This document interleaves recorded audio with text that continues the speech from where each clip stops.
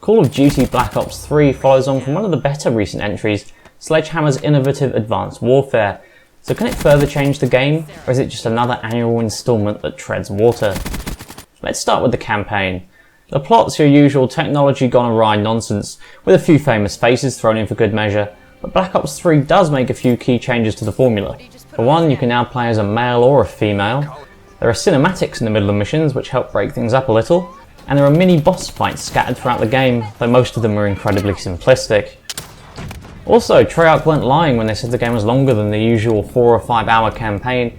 It took me just shy of 7 hours to beat it on regular difficulty. Holy shit. And even on regular, I died far more than expected, largely because of those pesky warlord enemies who you will come to dread in the game's first half. Unfortunately though, the campaign loses itself in its later stages, going the surreal route and flushing even the most basic narrative logic down the toilet in the process. This leads to an agonisingly repetitive final mission that drags on and on to the point you'll just be glad when it's over. As such, despite clearly having had more effort put into it than usual, this is definitely one of my least favourite campaigns of the series, though honestly I've never replayed a single one of them and I'm definitely not going to start now. Note that completion of the campaign does unlock a special Nightmare mode, in which the regular campaign is reworked with zombies, but because my game save was mysteriously wiped halfway through the original campaign, I unfortunately had to use the casual friendly level select option to finish my first playthrough, meaning that the game doesn't register me as having actually finished every campaign level. I'm not really prepared to replay 3 or 4 hours of the campaign again to unlock Nightmares mode, so I'm going to have to give this one a miss, though I've heard nothing but fantastic things about it online. And now onto what many consider the real meat of these games, the multiplayer. The major additions this time are specialists, unique class types which grant the player a massively destructive weapon along with a cunning ability, and also the fact that players can now wall run Titanfall style around the maps. It's a decent enough evolution of what Advanced Warfare served up, but at the same time it just doesn't feel as fresh. The maps are a mixed bag, and it's really frustrating that they're filled with invisible ceilings, which seem very much counter to the whole point of having jet boosters and being able to fly around in the first place. It certainly does an enjoyable enough job, but I wasn't compelled to keep playing like I was in Advanced Warfare and other better entries into the series. Further souring things is the unfortunate business in the UK, where Activision appeared to intentionally mislead customers about the much sought after Nuketown 2065 map being available to anyone who pre-ordered.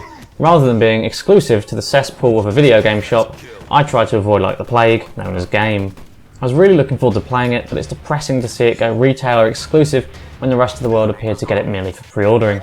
Though complaints have been filed with the Advertising Standards Authority, it's enormously depressing to see Nuketown codes already selling for over £20 on eBay.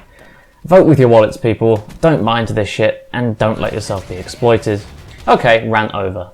On top of this, there's a peculiar free run mode where you can test out your wall running abilities on an assault course, and of course the ever popular zombies mode is back. Kitted out with an all-star cast including Jeff Goldblum, Ron Perlman and Heather Graham, it's effortlessly charming stuff with a terrific art style and will be easy catnip for anyone who loved zombies in previous games. Though Black Ops 3's campaign is an incoherent disappointment, the multiplayer merely settles for being good, and the overall graphical presentation still feels a few years behind the times, the shooter does nevertheless represent incredible value for money. With the original campaign, the Nightmare campaign, the multiplayer suite and zombies, there's never been more content packed into an edition of COD, and despite their missteps, Treyarch have created a solid shooter package. Whether I'll still be playing it once Star Wars Battlefront lands in my lap, however, remains to be seen. Honestly, I have my doubts. Call of Duty Black Ops 3 gets a 7 out of 10. Thanks for watching, and I'll be here from dusk till dawn.